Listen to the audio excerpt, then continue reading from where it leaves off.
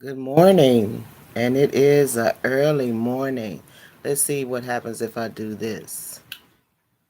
That happens. Okay. So, I hope all is well with you and the ones that you love. I have been thinking about what I want to talk about today for a while, especially since I made the live video on Facebook um, a couple of weeks ago regarding wanting to have love in my life, a partner or a companion on some level, again in my lifetime before I leave this earth. And a lot of people it resonated with a lot of people because they too have found that when they mention that, there's a lot of naysayers, wait on God, that's the usually the first one. And then the second one is love yourself. And then you get the people that, I don't want the heartbreak. I don't want to have to deal with somebody else. I just want to do what I want to do. I mean, just a whole lot of different things. But before I get into it, and today's theme is who do you think you are? How dare you? Who do you think you are? But I will read my mission statement, and it is from a book called Room to Dance by Stacy Siegel. When life is difficult, many people feel alone, believing nobody can truly understand their struggles. But truth But in truth, although the story is different for each of us, we all live with and through some emotional experiences: pain, joy, passion.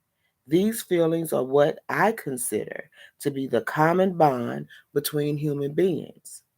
It is my sincere desire that a person reading this book realizes that someone has felt what they have and that they are not alone. And just from that standpoint, the last few words, that they are not alone. We're not alone on this earth for a reason. And if we are alone, we often choose to be, because it's not only for us to be chosen, it's for us to choose how we want to live our lives and who we want to spend our time with, and to try to create a dynamic that allows us to feel heard and appreciated and loved and understood. But I'm noticing a true theme of people out of their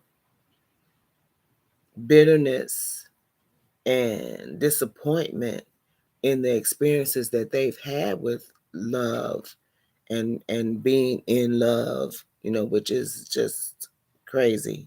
Um, they get on their high horse to a certain extent. Well, I'm going to make sure I keep my peace. I don't need a man, or I don't need a woman to be in my life. I don't want to lose me. Let's talk about that losing me situation. In most cases, it's not about losing you. In most cases, it's about you to know who you were in the first place, and you were not ready for a relationship. And once you got in that relationship, it was easy for you to mold yourself and try to shape yourself into what you felt that that person wanted you to be, or even what they told you that you needed to be. I submit that you did not lose yourself. You just did not know who you were in the first place. Because once you know who you are, once you love yourself, can't nobody take you away from you. It's only when you don't know who you are in the first place and you try to meld and mesh with somebody else. And because you don't know who you are, you take on characteristics that you feel that would make you more accommodating or attractive to the person who you are involved with. So once you go through that process and recognize that you gave too much of what you didn't have, now you want to blame love.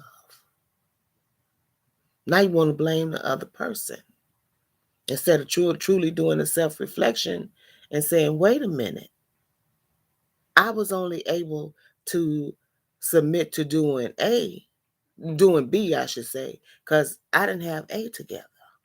And A is always you. A is you. A is one. I didn't lose myself in my marriage. Now, did I? And well, I have to be honest, I didn't do too much of what I didn't want to do either. And my husband would always come to me and say, well, I know you ain't going to want to do this, but what's the but? Why are you wasting your time? Even trying to convince me to do something that you already knew that I was not going to acquiesce to. But because he was the type of person that he wanted to try to get what he wanted to get, and he truly believed that all a person could say is no. And if you don't ask, there is no possibility of ever getting what you want. We need to stop blaming love. We need to stop blaming other people when we get in a relationship and we try to uh, placate others, or when we get into a relationship and when we find out, whoa, this is not what I thought it was going to be, or, I'm not being who I think that I want to be, then you have the right to back out. I read a post today where a woman said she stayed in a relationship for 14 years, all the time knowing that it wasn't right. But 9 times out of 10, it was one of them, neither one of us want to be the first to say goodbye. And then when she did break away from that situation, she's so glad to be out of it. And she saw how much she was not in control of herself. Now she's saying, you know, I don't want to get into nothing else. People say that they don't trust other people. The truth is you really don't trust yourself because you are afraid of how you might look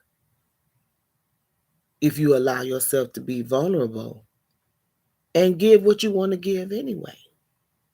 I nowhere near, not even halfway got what I gave in my relationship. And I don't care. And it didn't matter because I went into it to give. I knew that I was loved, and I knew how to love, and I knew that I could add to somebody else's happiness.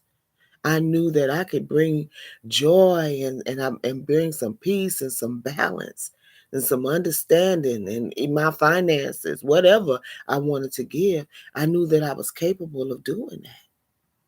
And I wanted to share it, and that's what I did. And it wasn't easy all the time. And sometimes, I question like, Wanda,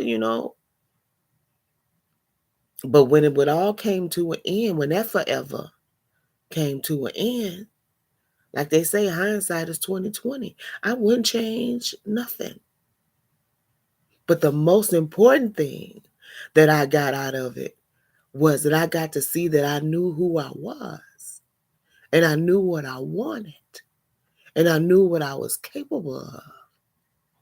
And most of all, I knew that I knew how to love and just leave it there. Not go love and then look for how much I was going to get back. Who are you? Who do you think you are that you can live in this life and give with the expectation of getting? It has to be freely. And it always kills me. It's the Bible thumpers and the real Christians, they be the ones that holler about not getting something the most. And according to their tenets, you're just supposed to give and walk away. But they always taking tally. And they so ready to accept God's forgiving hand and God's free love. And only God could judge them, but will be the first ones to judge you.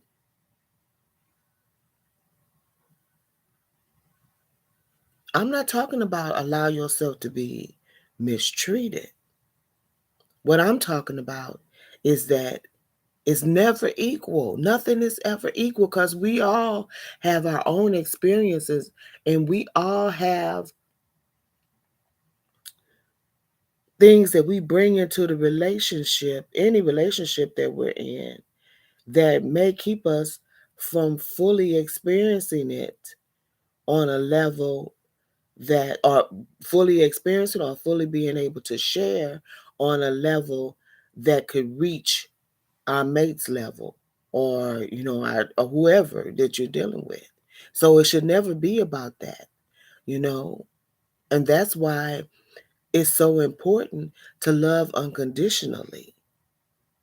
Because once you put the condition, well, I'm going to love you only if I get what I feel matches what I'm doing for you.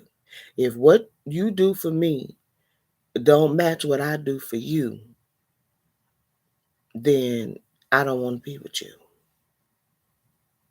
In my situation, my husband felt completely unloved. He felt ostracized from his family, from society. And a lot of that was his own doing.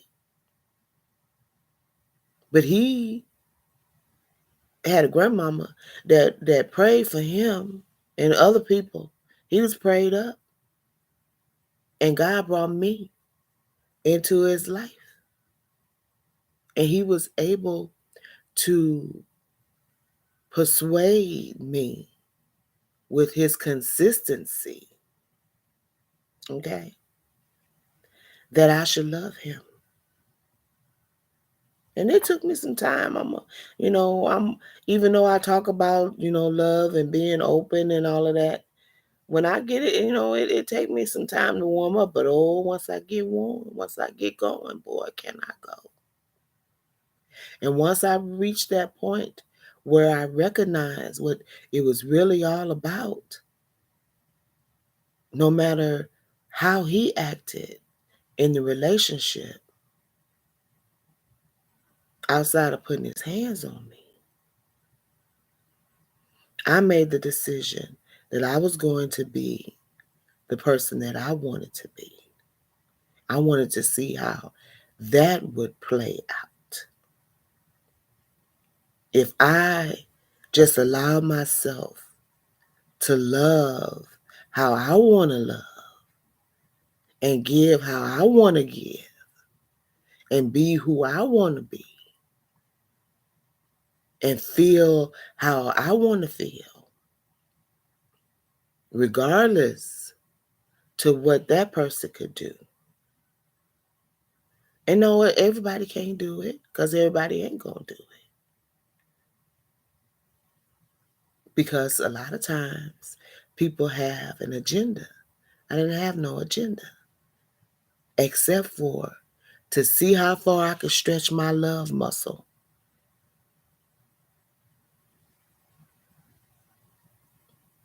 And to understand that as long as that's what it was about, it was okay for me. And once again, I would say I suffered greatly in my relationship. And a lot of times it was only because I wasn't accepting that I wanted to be in a relationship, that there was something about him that drew me to him, and that I couldn't shake it, and I didn't want to shake it. But when my ego got in the way, when I felt like, look, Dude. And people that know or have an idea about what was going on, they thought I was crazy. Some people just came to me. I don't understand how you could put up. Well, I wasn't putting up. He was living his life. And all the stuff that he did, it affected me and my family, my kids, minimally. But it tore him up. Because you don't never get away. You just get by. And I saw that. And I decided, you know what? I'm gonna love you anyway. I see how much you hate yourself. And I see how much you feel so undeserving. I'm gonna be that person. I'm gonna be that person for you. Cause he told me, he said, you my soulmate. You came to me in a dream twice. And at first I was like, what? Is this your pickup line? This your.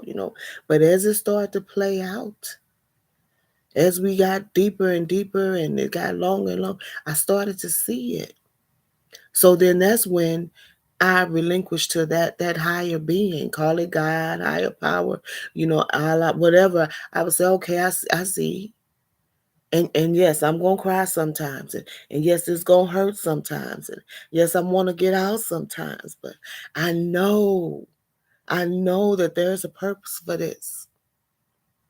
And honey, look at me now. He is dead and gone. All that stuff that he thought that he was doing to try to hurt me or to try to hurt somebody else or even to try to hurt himself, ultimately that's what it did. It hurt him. And I can sit here today and say I wouldn't change a thing because I am clearly the woman that I always wanted to be. Always. Fearless when it comes to love and understanding and patience and caring and giving and open and knowing. Even as many times as my heart has been broken, it has mended. And yes, it still has those little cracks, or whatever. But I fear not. I'm not going to lose me because I got me. I got me and the universe got me. And what we get, with now people talking about red flags, and folks, all this just a saying or whatever. I'm glad that the red flag thing is going on because people are starting to understand. I felt that in my stomach. Or, my mind told me not to do. Or, when that person did that, that was a little suspect. But not this, love is blind and, this fairy tale type of love, you falling and all of that. That ain't what it's about. You have to go in as self-assured and ready and knowing who you are and surely and willingly be able to say to yourself, is this who I want to be? And yes, I can't expect for it to go how I want it to go. I can't expect that. All I could do is do my part to help it go. Because when you're dealing with somebody else, what you put out, they may not be able to receive it. Or they may not be willing to receive it. But we get upset when we find out that what we choose don't choose us. So then we start modifying ourselves to try to come that choice instead of letting it go. Don't stay no 14 years and then turn around when you still end up without what you was modifying yourself to be. to who to be for, you still end up without that.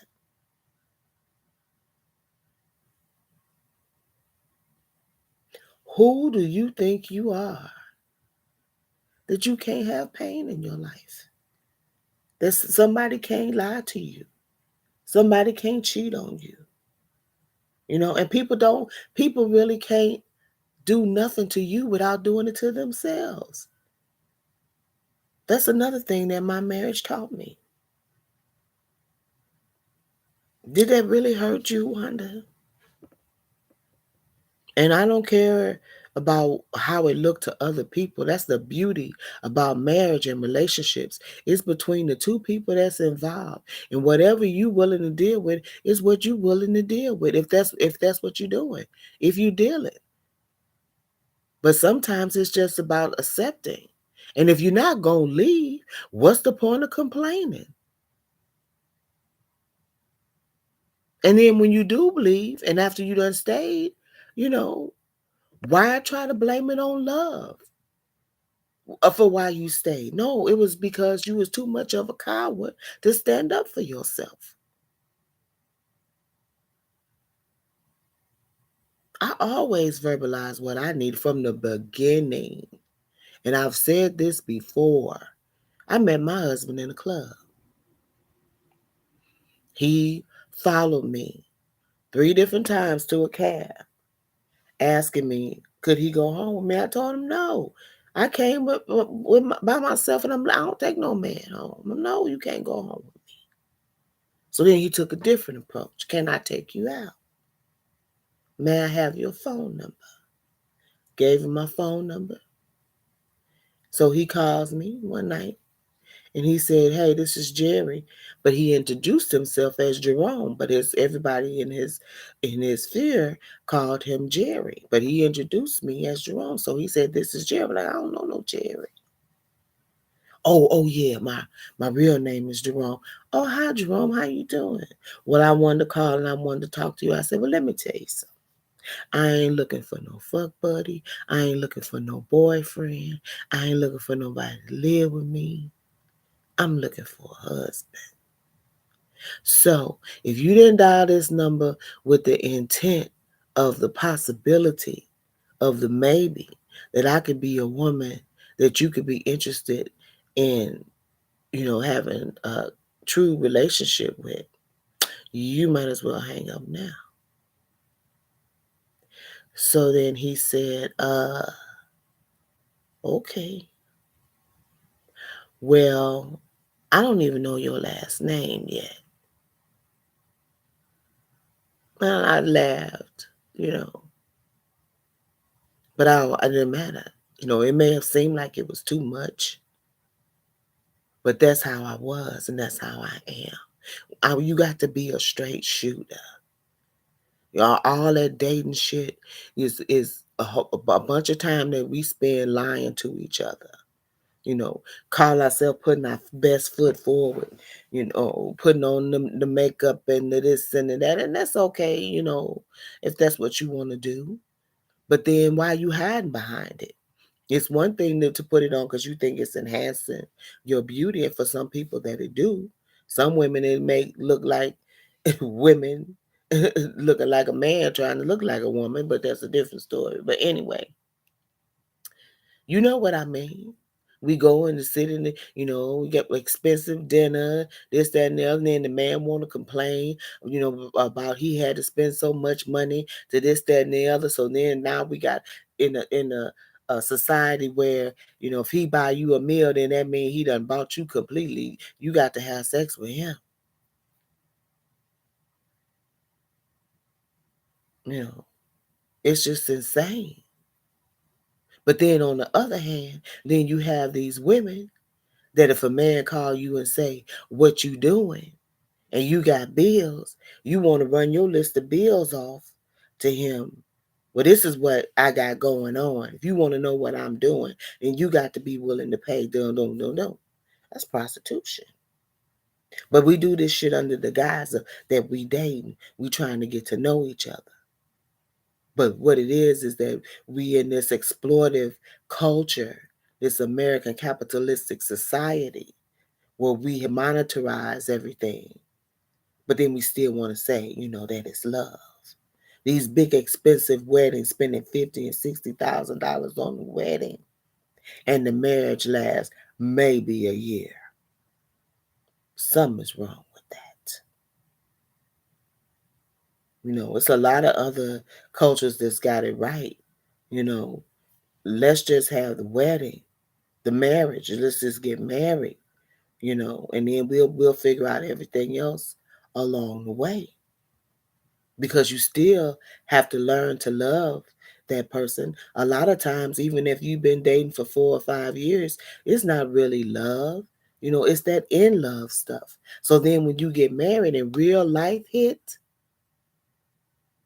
the bills and the babies and the house cleaning and the cooking and the grocery shopping and all of that, when that shit come down, the fairy tale goes out the window.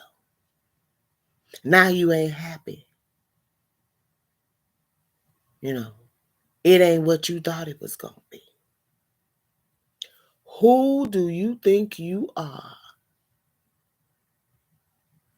that you don't suffer, that you don't sacrifice, that there is no pain? Who do you think you are? And then I go back to these good Christians. Easter coming up. The Christianity is all about sacrifice and pain. Jesus was nailed on the cross, according to the Bible. If that ain't sacrifice, if that ain't pain, but it's okay for him to do it. And it's okay for you to go to church every Sunday and claim that you believe and that you understand and that you covered by his blood. But you don't want none of your blood to spill.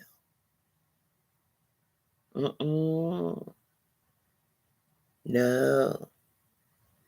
It's got to be smooth sailing all the time. Can't nothing hurt no kind of way. It's got to be what you want, how you want it. You get into marriage and you still want to buy $1,000 shoes and, have these bags that you carrying around that's empty because you done paid so much for it. You ain't got no money. You got to wait till your next paycheck to be able to put some money in it. That's only going to be in there for 5 minutes because you still got to pay your bills. You want to drive around in this car. You got this big car note, this crazy inflated insurance, ridiculous taxes. You want to live these lifestyles that prohibit you from living your life? Ooh.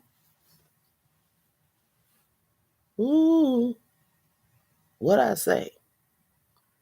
You want to live these lifestyles that prohibit you from living your life? Who do you think you are?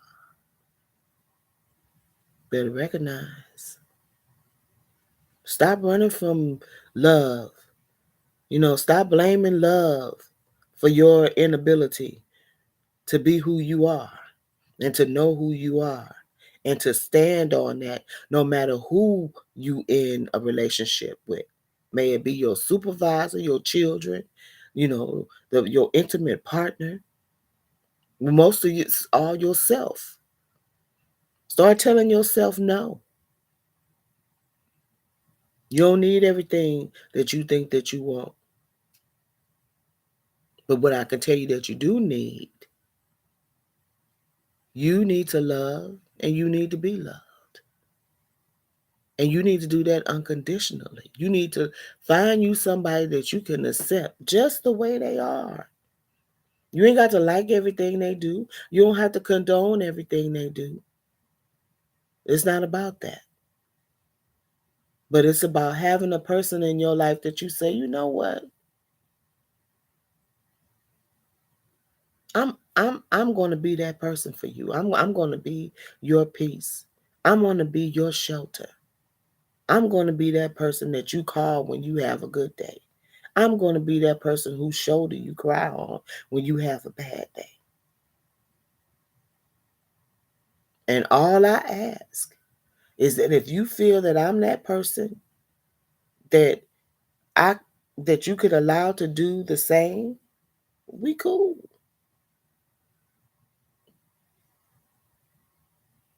It's that willingness. We are unwilling to sacrifice. Nothing is gained of value without sacrifice. We understand it for our kids. And that's still an ego trip a lot of times, just because they're your kids and they came from you. It ain't necessarily because of who they are as people or because they're human beings and they deserve it.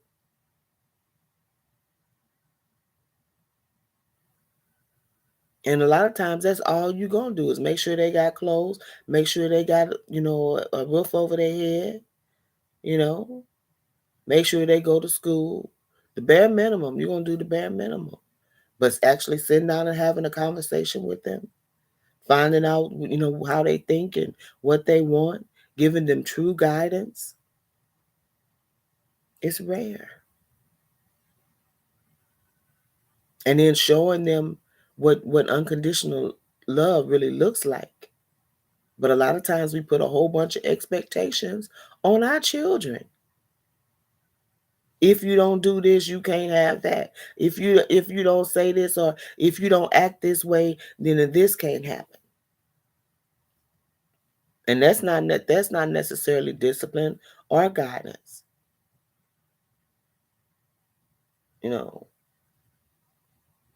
what about asking questions instead of making so many demands? What would you like? And it ain't you still in control. Just because you ask them what they want don't mean that you have to give it to them. But at least you give them uh, the impression that they have a say, and they should have a say. Because if you don't allow them when they're children to use their brains and to think and to try to understand that they're going to have to make decisions one day. It needs to start in the home, and it needs to start in the parent. It starts with the parent. You need to be able to allow your children to use their brains and not just lord over them because you are in charge.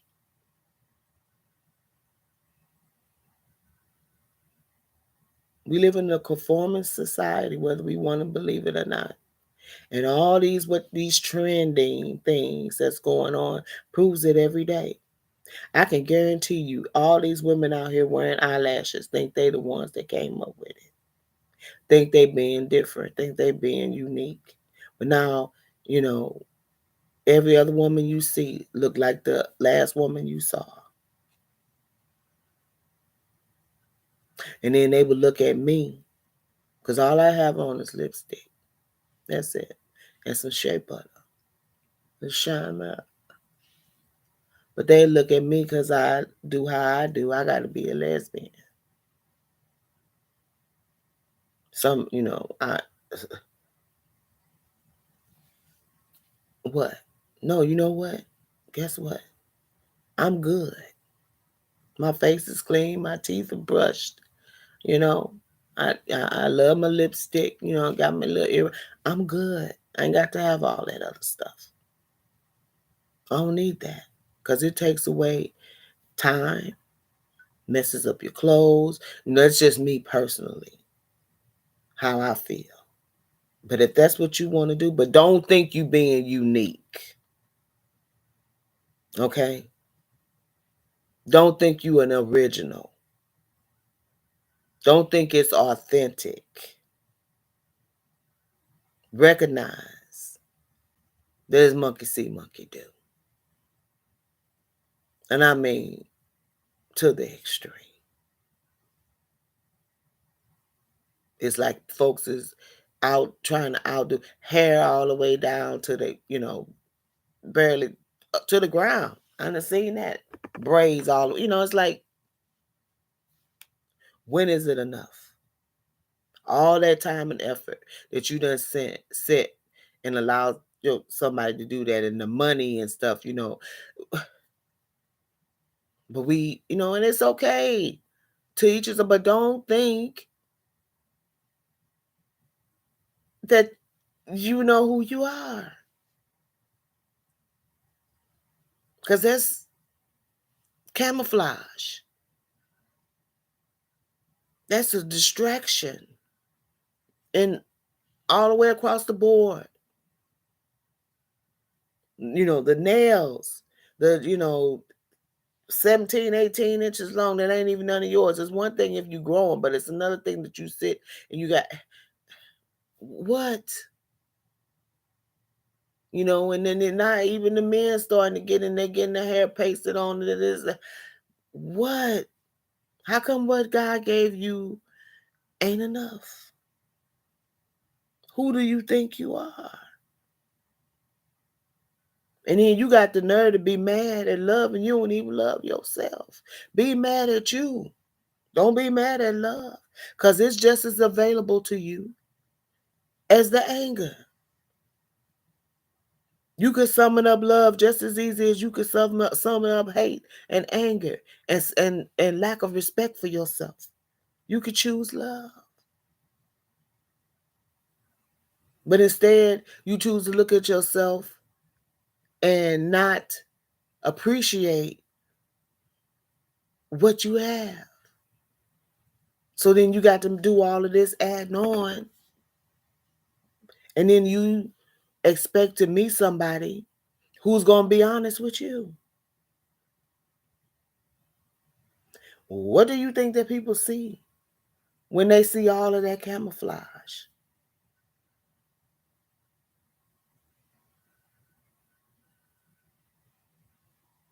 I mean, seriously, think about it. You need to really take a minute to think about that. All the embellishments, the guys with the big fancy watches and like I said, hey, you like it, I love it, but I ain't fooled by it. It's a compensation. Now people could say, because I dress up all the time. I dress up all the time because I'm a queen, and queens are adorned, you know. And when I look good to me, it's for me. It's not for somebody else. It's for me. I don't think about when I put my clothes on. I was out with a woman and it wasn't that many people in the club. We sitting at the table, and getting up dancing or whatever. And then she sat down and she said, I wasted this outfit. I'm finna get out of here. I'm going somewhere where there's some people at. What? So clearly, as she was getting dressed, she she was getting dressed to be seen.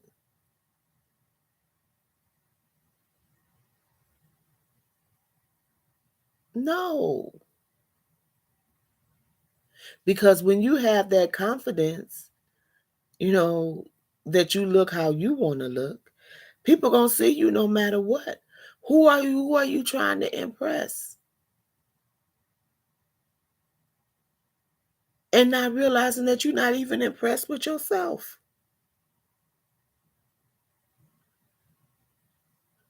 Because you get your validation based on what somebody else gonna tell you about how you look. Listen,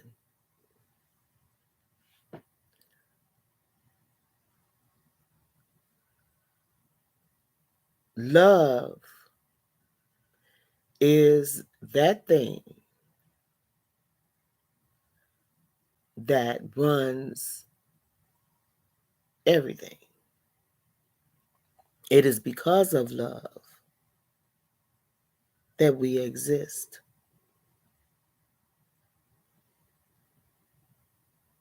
Plain and simple. Love is that energy that wants to bloom, that wants to create, that wants to nurture, that wants to sacrifice. And the way that I explained it to my children was through nature. See, all living things have to sacrifice on some level, okay? The tree, for me, is one of the greatest examples of that. Right now in my backyard, my tree is bare. Ain't nothing green on it. But I can guarantee you, within the next 2 weeks, there'll be little green buds, little leaves.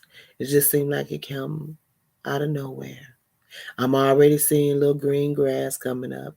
I'm already seeing a little shrubby, it's an annual thing that comes up every year. I don't even know what kind of plants they are, but they come into this long stem and the beautiful pink flower. I've been here for since 2006, and every year they come up. Every year they come up. The tree goes through the spring, revitalizes, blooms, you know, and at its strongest, the most the leaves do, depending on how healthy the tree is, they just sway, and they withstand the rain and, all of that. And then, you go through the summer. And then when it starts to get fall, that green starts to turn a brown, a gold, a yellow, then a brown, and then it just falls off. And it goes dormant. It doesn't die.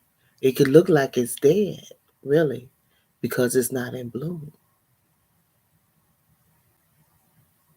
And then during the fall and the winter, it's barren. It's dormant. It's still alive, but it knows its place. It knows that what's the intent. It knows that it has to endure and suffer the loss of its beauty. And then it's coming back again. You have bears. They have to go underground during the wintertime and hibernate. They're still alive, but they can't interact during that time. Snakes, it's other animals that have to burrow during that time. Squirrels, and they do it instinctively because that's what nature requires of them to do. And they don't cry about it. They don't get mad about it. They don't feel unloved because it's all things within its season, within its time, within its purpose. But all human beings, we so damn hateful that we get mad when it snow. We get mad when it rain. We get mad when the wind blowing. We don't think about the other living creatures that need those things. Even the grass, all of that need those different experiences of nature to be able to survive. We just want it to be how we want it to be. We don't want to suffer. Now it's this thing, this weather is disrespectful. No, you disrespectful. You should be grateful to be able to experience these things. You are alive and you are aware, but instead you're resentful. I don't watch the news. I'm always shocked at the weather. I don't have no control over it. And I'm going to still do what it is that I got to do. I'm just going to go with the flow. I'm not going to try to control it. As it should be when you choose a mate. Outside of being verbally and physically abusive to you, if you say that you love them and not your brand of love, what love really is going with the ebb and flow, acceptance, compassion, sincerity, a provider of a safe place, vulnerability, truth, consistency, honesty, decency.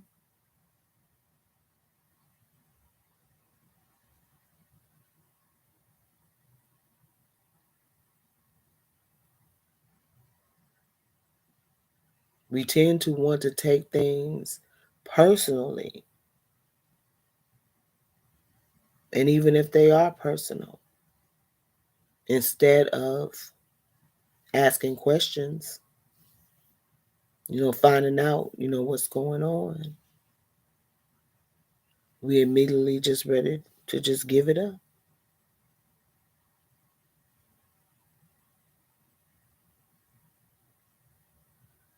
And we want to blame the other person. And we want to blame love.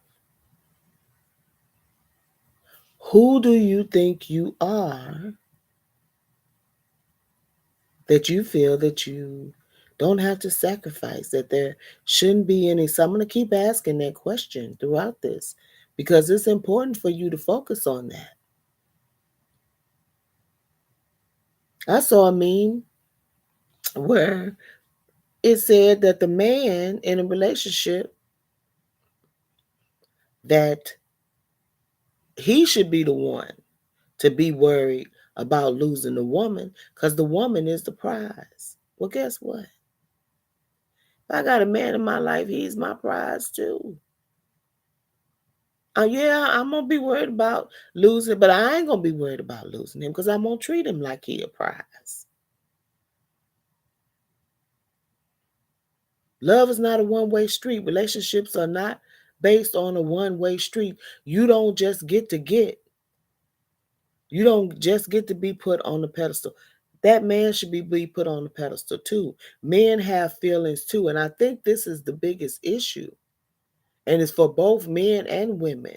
And it's so sad because up until recently, maybe like the last 15 to 20 years, men was taught to disassociate from their feelings. But see, there's a paradigm shift going on. And they starting to realize I have needs too. I have wants too. I have desires too. I want to be held. I want to be cuddled. I want to cry sometimes. I feel like crying sometimes. And I want a safe place to be able to do that. And that should be that woman who claims that she's his woman.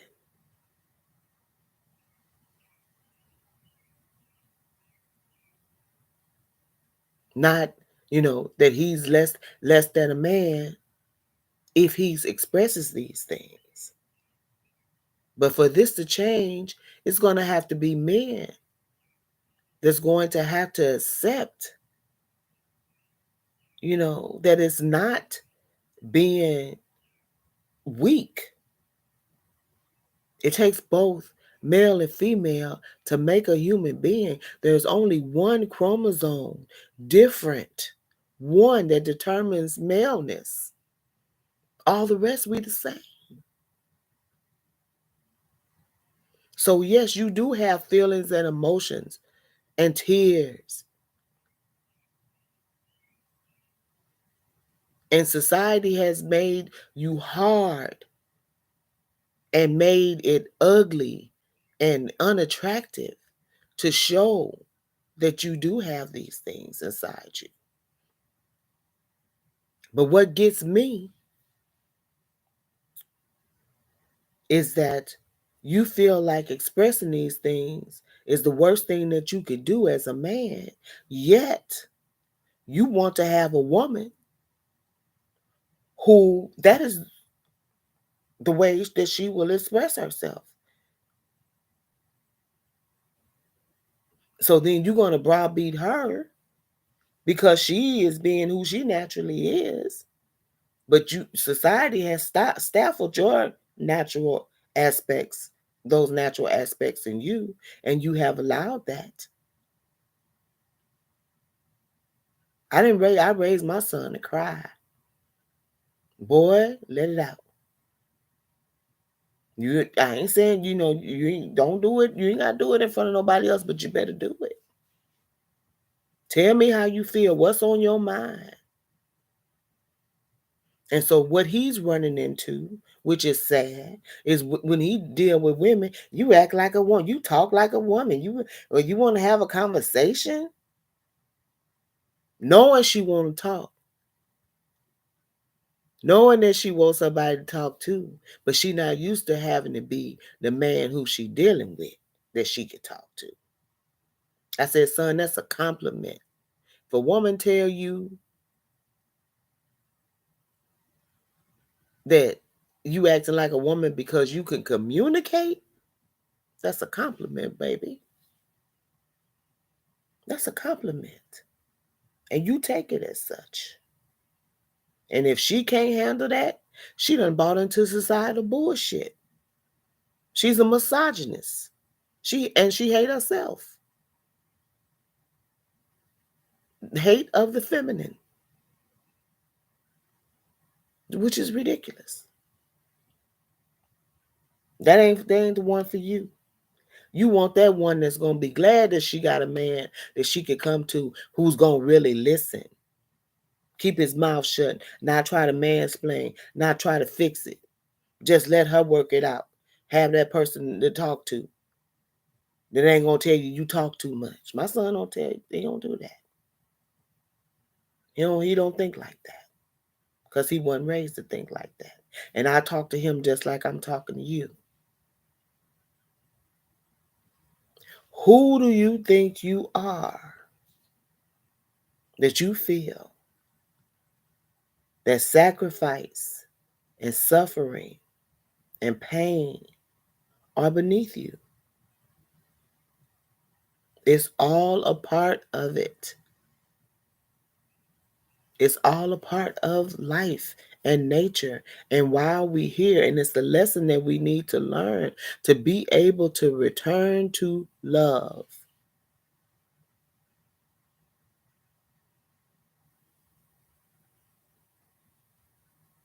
I want to be able to share myself and all these things that I've learned, with the man. And it may, I turned 60 this year, and it may not happen again, but I had it, and so, and I know what it's like.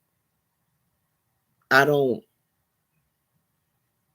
I'm not mad or upset or I don't feel less than or you know none of that. And I'm not gonna be angry if it never happens again. I'll just continue to share the knowledge and the awareness and the consciousness, because it needs to be more people like me who talk about love the way that I do and the importance of it, the importance of loving yourself and sharing that love with other people. May it be an intimate partner, or your children in a positive way, your parents, your friends, all these different hidden agendas, all this narcissistic behavior, all this gaslighting,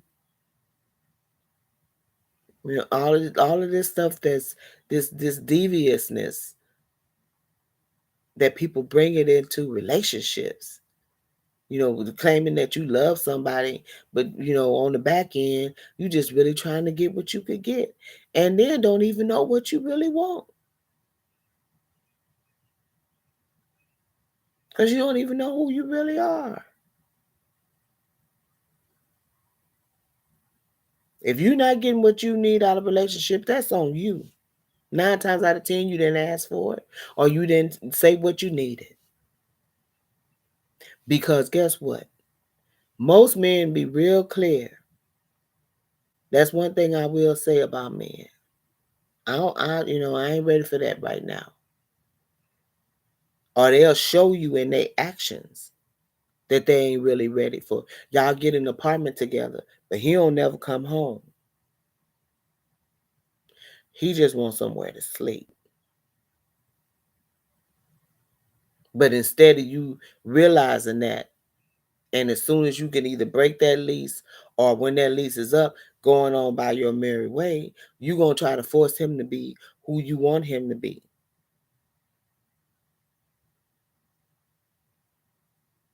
And you know I'm right. Or you're going to try to shame him, or cry to your friends, whatever, instead of just letting it go and moving on to the next one. Because that's what you're going to do anyway. Or you're going to stay bitter and, in a state of blame and hate and lack of self-awareness.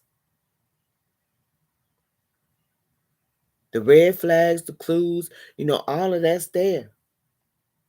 Like my husband told me.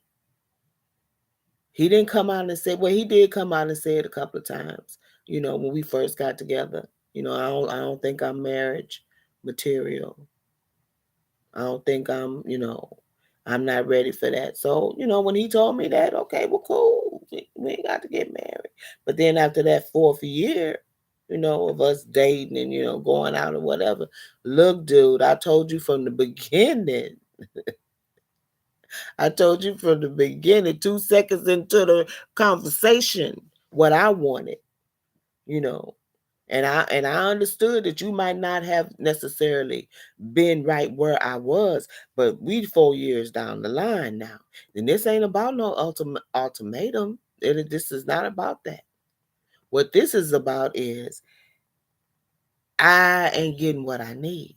And in that time, in that 4 years, I made the concession because it taught me that I really wasn't ready for what I thought that I was ready for.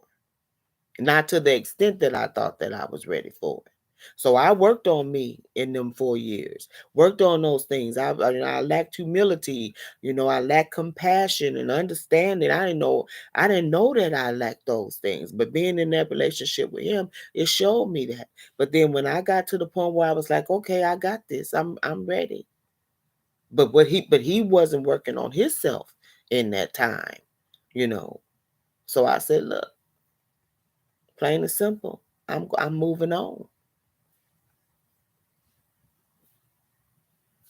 When you ready, if I'm available. But for right now, you got to go. Put his ass out. You figure it out. Cause I'm not doing. I told you I wasn't doing the shacking up and I'm not. No, this. We not gonna do that. We gonna make this thing legal. I'm not investing in something that's not gonna benefit me. And this is how I see myself as being married. This is what I want. Now, if this ain't what you want, that's cool. I ain't mad at you, but I'm moving on. And I let him make the decision. And then he decided that he wanted to get married. And that's what we did. And he can't say that I didn't say that from the beginning. You have to ask for what you want, and you have to stand on that. And I think he think because I didn't insist during that 4 years that we get married. I didn't bring it up no more. Literally from that first time that I told him. I didn't say nothing else about marriage because like I said, as the relationship started to progress, I started to see what I was lacking, and I started to working on that. But see, a lot of people don't do that. They just focus on the other person, what you ain't got, what you ain't doing. But that's not what I did. And that's not what anybody should do. Who do you think you are? If you lose yourself in a relationship, it's because you didn't know who you were in the first place. And then now that you get out of it and you realize, wow, I might not have really been ready. But just a lot of times people, when they realize that, they still don't do the work that they need to do on themselves. They still find a way to either blame it on love or to blame it on the other person. So I'm gonna wrap this up. I try not to do this thing for more than an hour. That's long enough to listen to me, and it is absolutely 1 hour. So you guys have a great day today, whenever you see this, peace and love and soul. Find out who you are before you start trying to deal with somebody else. See ya.